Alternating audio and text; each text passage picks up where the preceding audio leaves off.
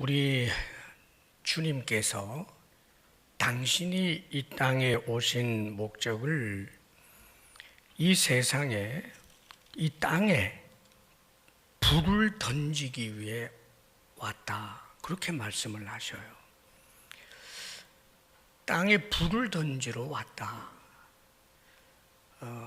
이것은 이제 상징적인 표현인데 복음을 이야기합니다.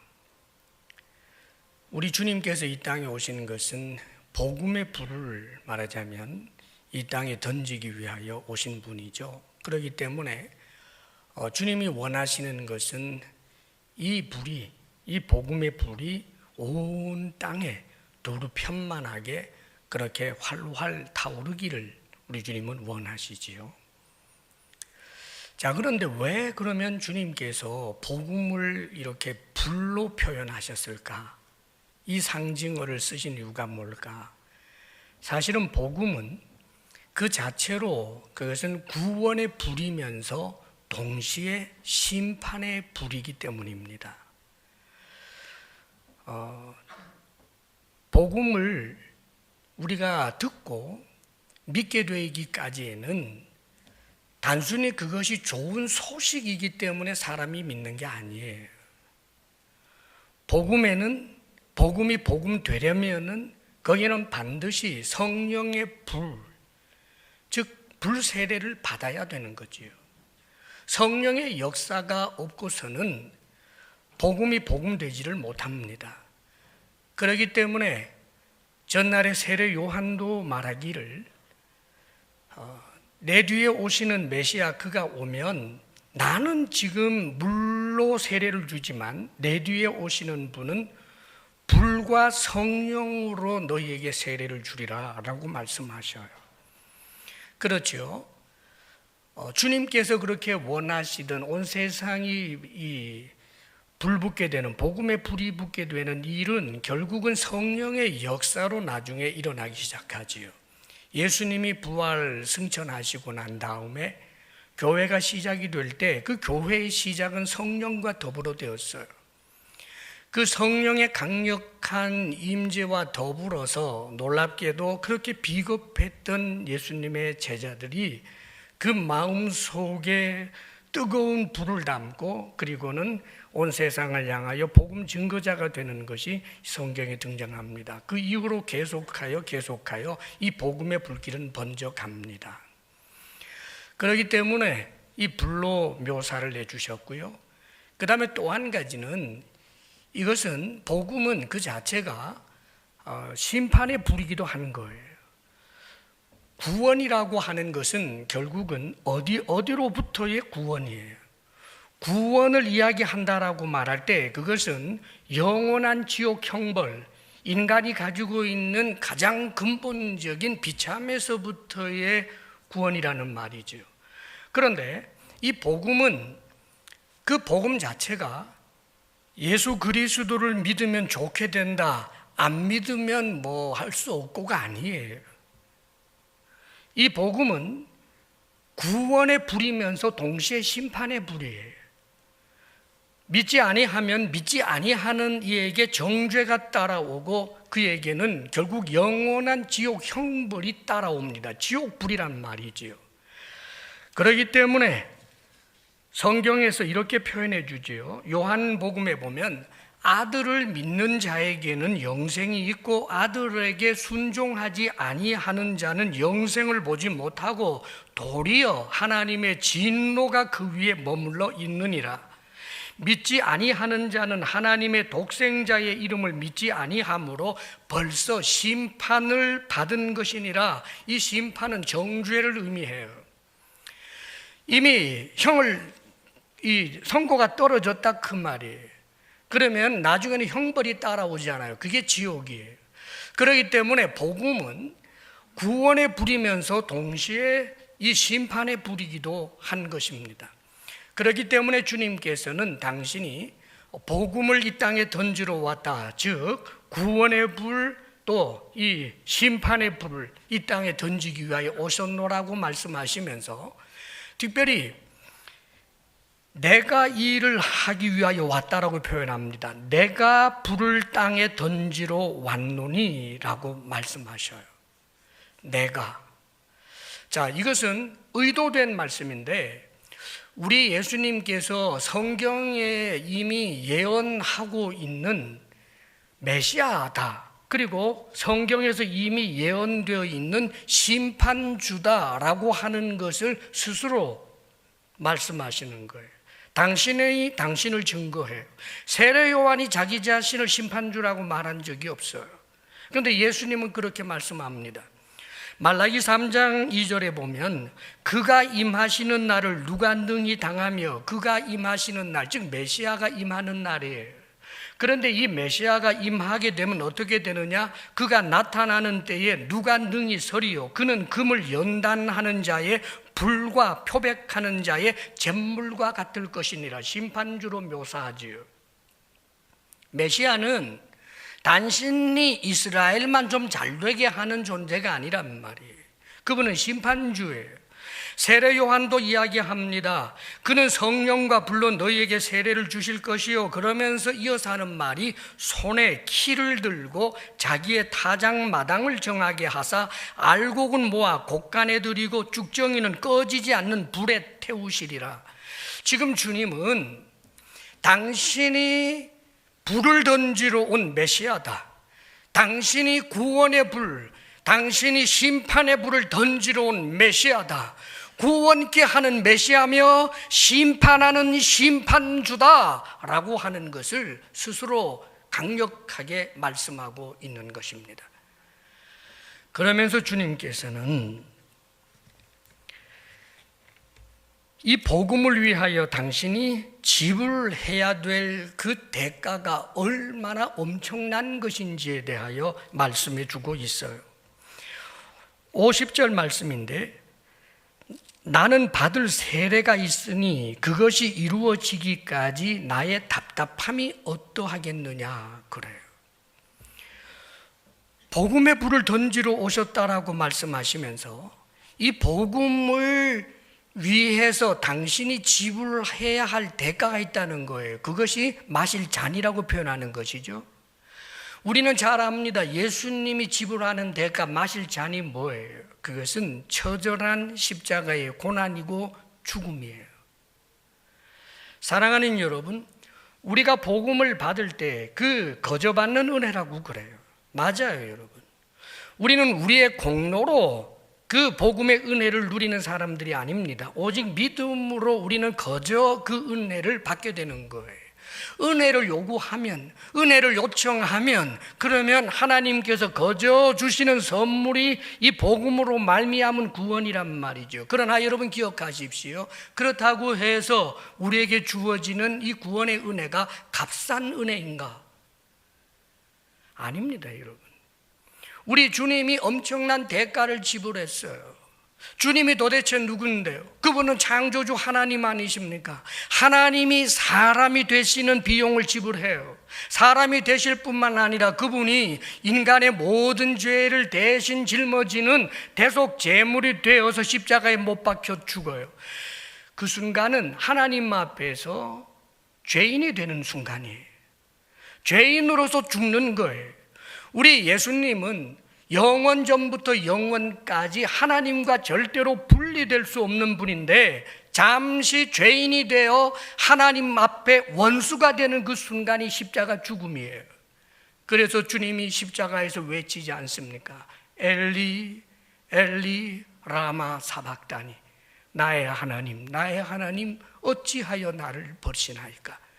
버림받는 그 엄청난 고통, 이 대가를 지불했단 말이에요.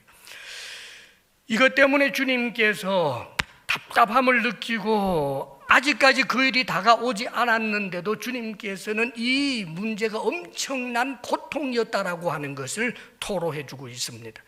사랑하는 여러분, 우리가 받는 구원은 거저 받는 은혜이지만 정말 값싼 은혜가 아닙니다. 주님께서 우리에게 구원을 주시고 심판에서부터 벗어나 심판의 불이 아니라, 우리에게 심판주가 아니라 우리에게 좋은 구원자로만 그렇게 나타나기 위하여 당신이 엄청난 값을 지불하셨기 때문에 주님은 우리에게 복음을 듣고 믿는 자로서 그 믿음을 견고하게 지킬 것을 요구하고 있는 것입니다. 어떤 경우에도 믿음 잃지 말 것을 주님께서는 오늘 이 성경 말씀을 통해 우리에게 강력하게 말씀하는 것입니다. 주님께서는 이런 말씀을 하셔요. 내가 세상에 화평을 주려고 온 줄로 아느냐? 내가 너희에게 이르노니 아니라 도리어 분쟁하게 하려 함이로라. 그래요. 사랑하는 여러분, 우리 주님께서 이 땅에 오신 목적은 사실상 궁극적으로는 화평을 위해서 오셨어요. 주님이 이 땅에 오신 이유가 뭡니까? 우리 주님께서 태어날 때 천사들도 노래했죠. 이 땅의 평화라고. 그렇죠. 예수님으로 말미암아 우리가 하나님과 우리가 원수가 되지 아니하고 화평이 일어나고, 내가 나 자신에게도 갈등과 분열이 아니라 자기 자신과도 화평하게 되고, 나와 너 사이에도 화평하게 되고, 나와 그것들 모든 이 피조 세계들과 화평케 되는 것, 그것이 주님께서 이 땅에 오신 목적이에요. 둘이 되었고 원수가 된 담을 헐어버리기 위하여 오신 분이 예수님이신데, 맞습니다. 이 일은 반드시 일어나요. 언제요? 우리 주님께서 재림하시게 될 때, 궁극적 그런 하나님의 나라가 완성된 그때에 이런 화평을 우리가 영원토록 누리게 될 것입니다. 그러나 착각해서는 안 될 것이 있습니다. 현재 아직까지 하나님의 나라가 궁극적으로 종말적으로 완성되기 전에 이 땅에 살아가고 있는 우리들은 예수 그리스도를 믿으면 그 믿음으로 말미암아 분쟁이 발생하는데 필연적이라고 말씀합니다. 여러분, 기독교 역사를 보세요. 교회가 시작이 되고 예수 믿는 사람들이 일어나게 될 때 그들이 얼마나 분쟁의 소용돌이의 중심 인물처럼 그렇게 찍히고 욕을 먹었습니까? 유대 사회, 그 유대 종교라고 하는 그 속에서 나름대로 질서와 체계를 가지고 살던 그들에게 예수 믿는 사람들이 그 유대 나라를 얼마나 분쟁의 소용돌이 속에 들어가게 만듭니까? 사도 바울이 복음을 증거할 때 저 도시들마다 다 나름대로 종교가 있었습니다. 거기에는 나름대로 전통이 있고 그들이 섬기고 있는 신앙을 따라서 그것이 전통이 되고 문화가 되고 미풍양속이 되어서 나름대로 잘 질서 유지하며 살았는데, 사도 바울이 등장해서 예수 믿으라고 하는 복음을 증거하니까 그 복음을 믿는 사람들로 인하여 원치 않았던 여러 가지 분쟁들이 일어납니다. 오죽하면 당시 로마 사회에서 식자들, 많이 배운 사람들이 사도 바울에 대해서 이야기할 때 연병이라고 그랬습니다. 정말 나쁜 놈이라고. 저 인간 때문에 우리 사회가 지금 힘들어졌다고. 사랑하는 여러분, 이것은 복음이 전파되는 곳곳에 그런 일들이 일어나요. 우리의 어른들에게서도 듣는 이야기 있지 않습니까, 여러분? 장남이, 이 장손이 예수 믿는 바람에 제사 지내지 않아서 우리 집안 망하게 되었다고 그렇게 울부짖는 이야기들 우리들은 들어왔습니다. 여러분, 사랑하는 여러분, 예수 그리스도를 믿음으로 말미암아 그 믿음으로 인해서 일어나는 분쟁이 반드시 있다라고 하는 것을 지금 주님께서는 말씀하는 거예요. 그러면서 정말 뼈아픈 이야기를 하셔요. 52절 53절 말씀 읽어볼까요? 함께 읽습니다. 시작. 이후부터 한 집에 5사람이 있어 분쟁하되 셋이 둘과 둘이 셋과 하리니 아버지가 아들과 아들이 아버지와 어머니가 딸과 딸이 어머니와 시어머니가 며느리와 며느리가 시어머니와 분쟁하리라 하시니라. 여러분, 가족은 화목해야 되잖아요.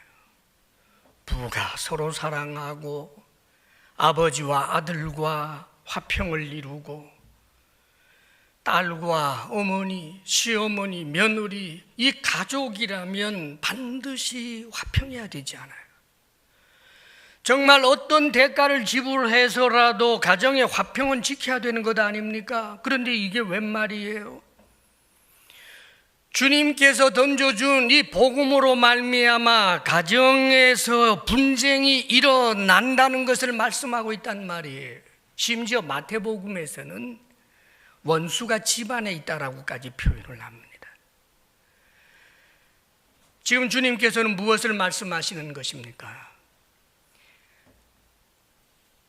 그 분쟁이라고 하는 엄청난 대가가 지불된다라고 할지라도 믿음을 지키라는 거예요. 다른 건 말고 가족의 문제니까 너네들 신앙생활 열심히 하는 거 좋은데 가족의 문제만큼은 너 좋은 아내 되기 위해서 잠시 신앙 접어라, 그러시지를 않아요. 우리 주님께서 그렇게 말씀하시는 이유가 뭘까요? 좋은 남편이 되어주고 아내가 되어주기 위해서 신앙을 접게 되고 교회를 안 다니고 한동안 방학을 해야 되겠다라고 생각을 하고 그렇게 가족 구성원들이 원하는 대로 하다가 보면 그도 죽고 가족도 죽기 때문입니다. 여러분, 사랑하는 여러분, 만일 주님께서 말씀하시는 그 구원의 이야기가 길이 여러 개가 있다면, 산에 올라가는 길이 이곳저곳에 있는 것처럼 내가 살아가는 삶의 방식이 이런 가치도 잡을 수 있고 저런 가치도 잡을 수 있는 상대적인 것이라면 양보해야죠. 내가 좋다고 고집할 수 있나요? 내 취미생활이라고 고집할 수 있나요? 그렇게 아버지가 싫어하는데, 그렇게 엄마가 싫어하는데, 그렇게 남편이 싫어하는데 그래서는 안 되지요. 그러나 예수 그리스도로 말미암아 구원 얻는다라고 하는 것은 오직 그 한 길밖에 없기 때문에 주님께서는 이렇게 말씀하시는 것입니다. 사실은 주님의 말씀 가운데 마가복음 10장에 보면 이런 충격적인 말씀을 하셔요. 나와 복음을 위하여 집이나 형제나 자매나 어머니나 아버지나 자식이나 전토를 벌인 자는 현세에 있어 집과 형제와 자매와 어머니와 자식과 전토를 100배나 받되 라고 표현해요. 주님을 위해서, 복음을 위해서 집을 잃고 재산을 잃을 때 나중에 100배로 보상을 받는다라고 하는 것은 좀 이해가 되는데, 예수님 때문에, 복음 때문에 자매나 어머니나 아버지나 자식을 버렸는데 무슨 수로 100배로 보상받는다는 말이에요? 도대체 무엇을 말씀하고 싶은 걸까요? 사랑하는 여러분, 아버지가 아들에게 이야기합니다. 네가 나를 봐서도 그러면 안 된다. 너 착한 아들이지 않냐? 우리 집안은 대대로 예수 믿는 집안 아니야. 너 나를 봐서라도 교회 좀 가지 말아달라. 내가 죽을 때까지만이라도 교회 가지 말아라. 그런데 끝까지 고집을 부려요. 아버지의 말씀 다 순종하겠지만 예수 믿지 말라고 하고 교회 가지 말라고 하는 말씀은 내가 순종하지 못하겠습니다. 죄송합니다. 윽박질러도 안 되고 때려도 안 되고 아버지가 느끼는 감정, 이놈이 나를 버렸구나, 버림받은 느낌이겠지요. 사랑하는 여러분, 예수 믿는다고 얼마나 열심을 내는데 돈 갖다 퍼부어대는 그런 자기 아내 혹은 자기 딸을 보면서 혼도 내보고 심지어는 자기 딸 머리카락까지 잘라도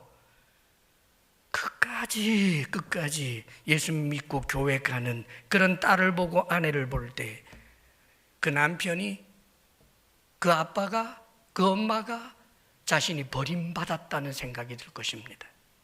그런데 여러분 아십니까? 오히려 이것이 그들에게 살 수 있는 기회가 될 수 있다는 것을.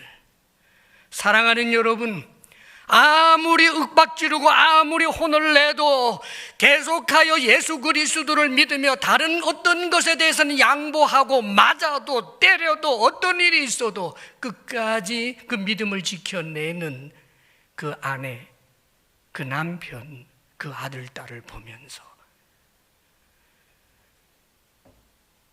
내 사랑하는 딸이 도대체 저렇게 고집하는 예수가 누굴까?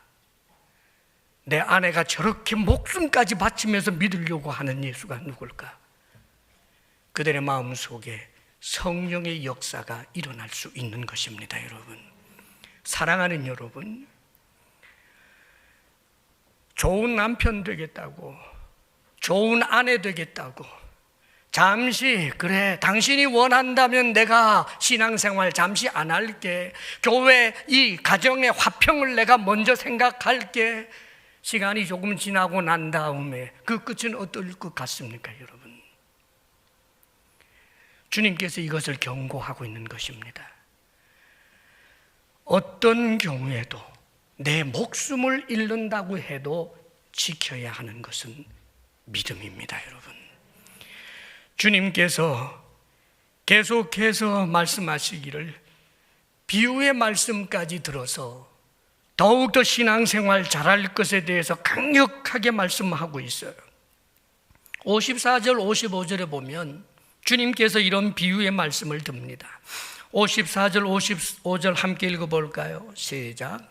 또 무리에게 이르시되 너희가 구름이 서쪽에서 이는 것을 보면 곧 말하기를 소나기가 오리라 하나니 과연 그러하고 남풍이 부는 것을 보면 말하기를 신히 더우리라 하나니 과연 그러하니라. 그 당시 이스라엘 사람들이 이제 일기예보를 나름대로 하는 거예요. 경험으로. 그게 뭐냐 하면 구름이 서쪽에 이렇게 떠올라서 이렇게 오고 있습니다. 그러면 소나기가 오겠다 말한다는 거예요. 왜 그럴까요? 이 이스라엘 나라의 서쪽은 말하자면 바다예요. 지중해입니다. 그러면 그 지중해 쪽에서 구름이 떠올라서 몰려온다는 것은 습기를 담고 있기 때문에 금방 소나기가 쏟아지는 거지요. 그래서 이거 소나기 오겠다. 우리 주님이 맞다, 잘 판단했다 그러시는 거예요. 남풍이 부는 것을 보면 말하기를 이 굉장히 덥겠다. 왜요? 남쪽에서부터 불어오는 바람, 저 남쪽에는 아라비아 사막이 있단 말이에요. 그렇기 때문에 그쪽에서 불어오는 바람이 있으면 굉장히 더워질 것이라고 사람들이 이야기를 하는데 맞다 너희들. 그러면서 주님께서 뼈아픈 말씀을 하시는 거예요. 외식하는 자여, 너희가 천지의 기상은 분간할 줄 알면서 어찌 이 시대는 분간하지 못하느냐라고 말씀하십니다. 천지의 기상은 그렇게 잘 분간하는데 왜 이 시대 분간하지 못하니? 무슨 말이에요? 이 시대를 분간하지 못한다. 이 시대는 어떤 시대일까요? 우리 예수님께서 그 무리들에게, 이스라엘 백성들에게 끊임없이 말씀하고 있는 바로 그 시대, 우리 예수님께서 기적과 표적을 일으키며 당신이 그리스도라고 하는 것을 모든 행함을 통하여, 말씀을 통하여 증거하고 있는 바로 그 시대, 그 시대는 저분이 그리스도구나 하고 믿어야 그것을, 그 시대를 제대로 분간하는 것이라는 말입니다. 그런데 그들이 그렇게 하지 않아요. 그렇게 하지 않은 이유가 뭘까? 외시라고 말했습니다. 그 이유를 말씀해 주시죠. 57절 말씀 함께 읽어봅니다. 57절 시작. 또 어찌하여 옳은 것을 스스로 판단하지 아니하느냐.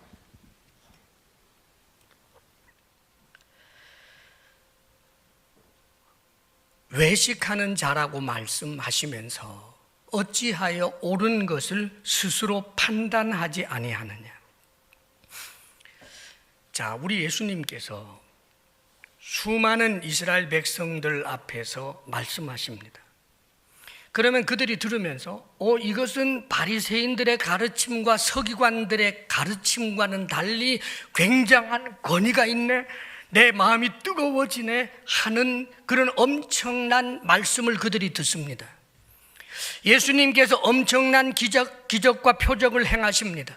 심지어 죽은 사람까지 살아납니다. 그래서 수많은 사람들이 몰려듭니다. 그분의 가르침이 너무 특별하기 때문에, 그분이 하시는 일이 너무나 놀랍기 때문에, 그래서 그들은 예수님이 하시는 일과 예수님이 하시는 말씀을 들으면서 아무래도 이분 그리스도인 것 같은데 그런 생각이 자꾸 일어납니다. 그런데 한쪽으로 또 다른 길을 열어놓습니다.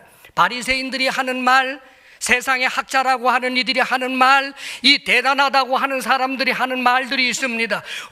귀신을 쫓아내고 저런 엄청난 기적을 일으키는 것은 귀신의 왕 바알세불을 힘입었다며, 그런가? 예수님께서 가르치시는 그 말씀이 엄청나기는 엄청난데 수많은 바리새인들과 선생이라는 자들이 잘못되었다라고 말하니까 저분이 좀 이상한데? 사랑하는 여러분, 대세를 따르려고 하고 남의 판단을 따르려고 하고 마음속에 뜨거움이 일어나도 스스로 눌러버리고 귀에 들어와서 믿어야 되겠다는 생각이 드는데도 불구하고 자꾸만 뒤로 미루는, 주저하는, 스스로 판단하지 않는 이들을 향하여 외식하는 자들이라고 이야기했습니다. 예수님 앞에 오기는 왔지만 예수님을 나의 주님이라고 믿고 따르지 못하고 어정쩡하게 서 있는 외식하는 사람들, 지금 대세가 어떻게 돌아가지? 이 세상이 어떻게 판단하고 있지? 여기에 귀를 기울이고 있는 사람들, 이 시대도 그렇습니다. 여러분, 사랑하는 여러분, 대세를 따르고 사람들이 하는 말을 따르고 그래서 스스로에게 일어나는 그런 확신대로 붙잡지 못하는 그런 일들이 얼마나 많습니까? 문화 풍속을 따르고 세상 사람들이 뭐라고 하는 데 대해서 민감하고, 세상 사람들이 교회 다니는 것은 제법 매력적인 것이다라고 그렇게 좋은 평가 주면 교회 가는 것은 일종의 풍속이 되어버리고, 교회 다니는 것은 찌질한 일이고 굉장히 참으로 저급한 일이고, 고상하고 제대로 배운 사람이고 제정신 박힌 사람이라면 교회 다닌다, 예수 믿는다 이따위 소리 하지 않는다. 그것이 세상의 대세가 되면 예수 믿는 것을 주저하는 사람들. 사랑하는 여러분, 교인들 가운데 그런 이들이 있어요. 지금 주님은 그것을 말씀하시는 것입니다.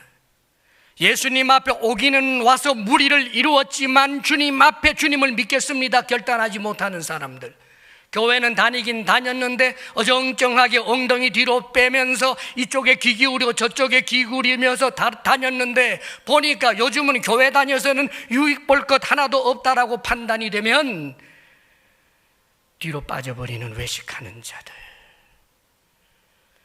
사랑하는 여러분, 우리가 그런 사람이 되면 안 됩니다.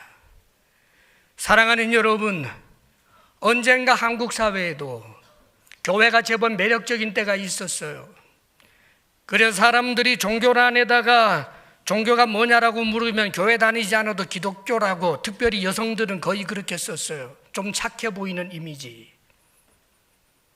사랑하는 여러분, 요즘은 예수님을 믿는다라고 했던 연예인들 가운데서도 다른 종교로 바꾸어버려서 그렇게 프로필 내는 이들도 있고, 심지어는 좀 소극적인 경우에는 자신의 종교 자체를 감춰버립니다. 사랑하는 여러분, 여러분의 신앙은 어떻습니까? 주님, 그분을 보고 있습니까? 사랑하는 여러분, 예수 믿는 것, 교회 다니는 것을 사람들이 지지할 때는 나도 믿지만 사람들이 지지하지 않고 하찮게 여길 때는 꺼려지는 것, 외식입니다. 여러분, 우리 주님께서는 목숨을 내어놓는 한이 있어도 믿어야 될 것에 대해서 이야기하고 있는 것입니다. 그렇다면 어떻게 해야 된다는 말입니까? 58절 59절에 주님께서는 예수를 믿는 것의 이 긴박성과 예수를 믿는 것에 대한 이 참으로 견고함에 대하여 말씀을 해주고 있어요. 58절 말씀 우리 함께 읽어볼까요? 시작. 네가 너를 고발하는 자와 함께 법관에게 갈 때에 길에서 화해하기를 힘쓰라. 그가 너를 재판장에게 끌어가고 재판장이 너를 옥졸에게 넘겨주어 옥졸이 옥에 가둘까 염려하라. 예, 됐습니다. 58절까지만. 네. 네가 너를 고발하는 자와 함께 법관에게 갈 때에 길에서 화해하기를 힘쓰라. 비유의 말씀을 하신 거잖아요. 누가 나를 고소하기 위해서 내가 잘못했는데 지금 저 법관에게 가는 중인데 빨리 길에서라도 화해해야지, 화해하지 않으면 감옥에 갇히잖아요. 지금 그걸 이야기해요. 그렇다면 주님께서 하시는 말씀이 뭘까요? 네가 너를 고발하는 자와 함께 법관에게 갈 때에 고발하는 자가 누굴까요? 예수님이에요. 사랑하는 여러분, 우리 예수님은 고발하는 자세요. 우리 예수님은 말씀이십니다. 영원한 말씀 앞에서 우리는 항상 우리의 죄가 드러날 수밖에 없어요. 그분이 하나님의 법인데 우리는 그 말씀 앞에서 하나님의 법을 어긴 죄인으로 드러납니다. 그뿐 아니지요. 우리 예수님은 영원한 빛이세요. 영원한 빛이신 주님 앞에서 우리의 모든 감추어져 있던 더러운 것, 누추한 것들이 적나라하게 드러납니다. 그러므로 주님 앞에서 우리는 죄를 감출 수가 없어요. 주님 앞에서 우리는 죄인일 수밖에 없습니다. 그러므로 주님은 고발하는 자예요. 그런데 사랑하는 여러분, 뭐라고 말씀하십니까? 고발하는 자와 함께 법관에게 갈 때에 길에서 화해하기를 힘쓰라. 누구와? 바로 그 고발하는 자와 화해하라고 하잖아요. 말씀이신 그분, 빛이신 그분과 화해하라고 합니다. 화해하는 방법이 뭘까요? 주님 앞에 은혜를 구하는 것입니다. 자신의 죄됨을 인정하고 하나님의 말씀 앞에서 내가 죄인입니다. 하나님의 빛 앞에서 나는 감출 수가 없습니다. 나를 긍휼히 여기소서, 나를 불쌍히 여기소서 하는 것이 화해하는 것입니다. 그렇게 화해가 이루어지면 우리 주님께서는 더 이상 우리를 고발하는 자가 아니라 우리와 동행하는 자가 되고 우리의 신랑이 되고 나의 사랑이 되고 내 머리가 되고 나의 왕이 되고 나의 보호자가 되고 그렇게 인생길을 걸어야 한다는 뜻입니다, 여러분. 그런데 이 길에서 화해하지 않으면, 그리스도의 그 은혜를 구하지 아니하면, 그러면 어떤 일이 일어나게 됩니까? 법관에게 가게 되지요. 놀랍게도 그 법관 앞에 가게 되면, 길이 끝나면 그러면 더 이상 방법이 없는 것입니다. 모든 것이 끝나요, 여러분. 그 법관 하나님이십니다. 동시에 예수님이시기도 합니다. 사랑하는 여러분, 우리 예수님께서 심판주로 나타나서 나를 본다고 할 때 얼마나 두렵습니까? 화해하면 그분은 내 신랑, 그분은 나를 사랑하는 분, 그분은 나를 위해서 모든 것을 주시는 너무나 좋으신 분인데, 그런데 화해할 것을 놓쳐버리고 난 다음에 나중에 저 심판대에서 심판주이신 그분을 볼 때 그분의 눈은, 나를 보는 그 눈은 사랑으로 보는 눈이 아니라 나의 죄를 엄히 책망하는 불꽃 같은 눈. 얼마나 두려운 이야기입니까? 이것을 염려하라고 말하는 거예요. 그리고 심판주이신 하나님이 옥졸에게 명하면 그 옥졸은 천사들이죠. 집행합니다. 지옥 영원한 불못석에 던져버리게 되는 것입니다. 지금 주님은 길에서 화해하라고 말씀하십니다. 길에서 화해해야 합니다. 그렇습니다, 여러분. 길이 무엇입니까? 하나님께서 지금 계속하여 우리에게 말씀해 주시고 있는 이때에 화해해야 된다는 말입니다. 지금 믿어야 된다는 말입니다. 사랑하는 여러분, 어떤 분들은 착각해요. 그래, 아직까지 갈 길은 멀다. 내가 살아야 할 길이 30년, 40년, 50년 남았으니까 죽기 직전에 내가 예수 믿으면 되지. 천만에요. 그게 아닙니다. 지금이에요. 내 마음이 지금 뜨거워질 때, 하나님의 말씀이 내 귀에 들려오게 될 때, 내가 지금 예수님 믿어야 하고 이 믿음을 지켜야 한다라고 생각하는 바로 그때에 주님과 화해하고 주님과 동행해야 된다는 것을 말씀하고 있는 것입니다.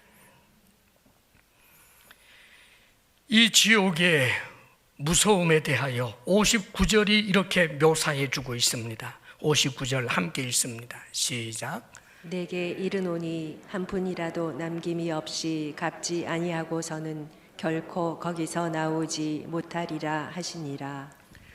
길에서 화해하지 않고 결국은 하나님의 심판대 앞에 서게 되고, 그래서 그 감옥에 갇히게 되면 나올 길이 없다는 말입니다. 한 푼이라도 남김이 없이 갚지 아니하고서는, 한 푼은 가장 적은 것을 말하는데 한마디로 말해서 적은 죄가 없다는 거예요. 지옥은 한 5년 살고 나올 수 있는 그런 적은 죄가 없다는 말입니다. 여러분, 사랑하는 여러분, 사람들은 착각해요. 그래, 내가 천사는 아니지, 그렇지만 내가 뭐 영원히 지옥 갈 만한 죄를 지은 것은 아니지. 사랑하는 여러분, 하나님 앞에서 그렇게 말할 수 있는 존재가 없어요. 여러분, 우리 주님께서 말씀을 하셨습니다. 형제에 대하여 미련한 놈이라 하는 자마다 지옥불에 던져지게 되고, 말인데 새치기 하는 차를 보고 좀 욕 좀 할 수 있는데, 화나게 하는 사람에게 내가 욕 좀 할 수 있는데, 정치를 저 따위로 하는 사람을 좀 모욕도 좀 할 수 있는데, 그런데 사랑하는 여러분, 이게 작은 죄, 우리끼리는 작은 죄예요. 아무것도 아닌 죄예요. 그럴 수도 있어요. 나도 그럴 수 있고 너도 그럴 수 있어요. 그러나 거룩하신 하나님 앞에서는 그게 아니에요. 사랑하는 여러분, 우리 주 예수 그리스도 십자가 구속의 은혜로 말미암지 않고는 의로움을 이야기할 수 있는 자가 아무도 없다는 것을 말씀하고 있는 것입니다. 그러므로 사랑하는 여러분, 현재 여러분들이 예수 그리스도를 믿고 지금 믿음의 신앙생활을 한다는 것의 소중함을 늘 긴박하게 여기시기를 바랍니다. 항상 지금을 소중하게 여겨야 하는 것입니다. 사도 바울이 이야기했죠. 나는 선한 싸움을 싸우고 달려갈 길을 마치고 믿음을 지켰으니 라고 말합니다. 신앙생활은 믿음을 지키는 거예요. 그 믿음을 언제 지킵니까? 지금입니다. 지금 타협하지 아니하고 지금 믿어야 하고 지금 신앙생활을 해야 한다는 말입니다. 여러분, 전날에 다니엘이나 사드락 메삭 아벳느고 왕의 얼굴을 봐서라도 왕의 뜻을 따라줬어야 될 것 같아요. 자신을 포로에서부터 건져서 나라에서 공부시켜가지고 총리로 세워주기까지 한 그런 은혜의 왕이 좀 우상에게 절 좀 하라고 한들, 왕이 보는 앞에서 절 한번 하고 돌아서서 하나님 미안해요, 손 한번 흔들면 될 것 같은데 그러지 않았어요. 사랑하는 여러분, 그래, 집에서 자꾸 불평하는데 까짓 거 내가 뭐 교회 안 나간다고 신앙생활 못하겠나? 남편의 마음을 맞춰주고 아내의 마음을 맞춰주기 위해서 내가 신앙생활이라는 거 잠시 좀 방학 좀 하지. 사랑하는 여러분, 얼마나 위험한 일인지 아십니까? 우리는 자동차를 운전할 때 안전벨트를 맵니다. 생명의 소중함 때문에 그렇지요. 안전벨트 매지 않는다고 100% 사고 나는 것 아니지만, 그러나 생명이 소중하기 때문에 안전벨트를 매는 거예요. 왜 음주운전을 그렇게 단속하고 도덕적으로도 비난합니까? 생명이 소중하기 때문입니다. 술 한잔 했다고 해서 반드시 사고 나란 법 없지요. 그러나 생명이 소중하기 때문에 생명이 위험할 수 있는 짓을 하는 것은 법적으로나 도덕적으로 비난받아요. 그런데 신앙의 세계에서는 왜 겁없이 그럽니까, 여러분? 조금 기분 나쁘면 예배 안 드리고, 조금 기분 나쁘면 안 나가 성도가 되어버리고. 사랑하는 여러분, 얼마나 위험한 것인지 아십니까, 여러분? 사랑하는 여러분, 남편을 아내의 그 마음을 맞추기 위하여 잠시 방학을 했는데 2달 뒤쯤 되면 되겠다고 생각을 했는데 2년이 되고 3년이 되고 나중에 시간이 지나서는 어느 순간부터 내가 왜 교회 다녔지? 사랑하는 여러분, 여러분 자신을 믿지 마십시오. 어떤 분은 그렇게 이야기하는 거 들은 적이 있습니다. 자신은 지금 너무 삶이 고달픈데, 너무 힘든데, 그래서 이 문제 좀 해결하면, 좀 안정이 되면 그때는 내가 교회 좀 나가겠습니다. 사랑하는 여러분, 그분에게 있어서 주님은 도대체 누굽니까? 자신이 가지고 있는 그 삶의 문제에 대하여 해결해 주지 못하는 주님, 자기 스스로가 해결하고 난 다음에 그때 도대체 어떤 주님을 믿겠다는 겁니까, 여러분?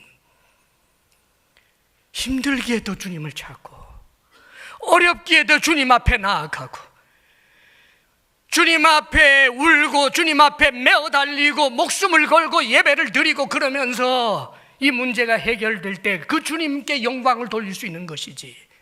사랑하는 여러분, 이 시대를 사는 여러분, 우리 주사랑교회 사랑하는 성도 여러분, 견고하시기를 주의 이름으로 축복합니다.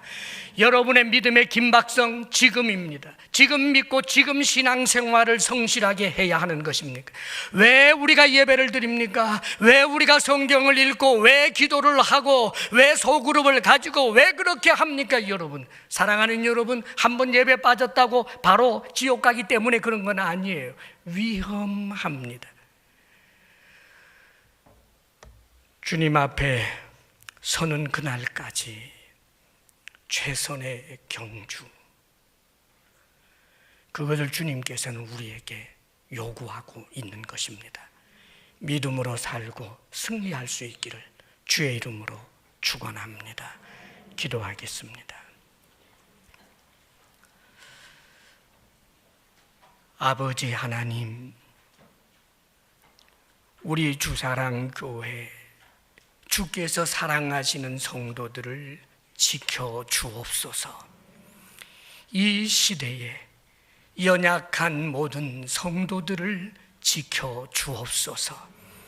아버지 하나님, 그날이 오면 후회해도 소용이 없는데 어찌 우리가 지금이라고 하는 이때 이 시대를 분간하지 못하고 믿고 신앙생활해야 할 때를 낭비하겠습니까? 사랑하시는 아버지여, 주의 사랑하는 성도들에게 견고한 믿음 주시고, 아버지여, 주님과 동행하여 신랑 되신 예수님과 함께 살아가는 삶의 풍성한 기쁨과 간증거리가 넘쳐나게 하여 주옵소서. 예수님 이름으로 기도합니다. 아멘.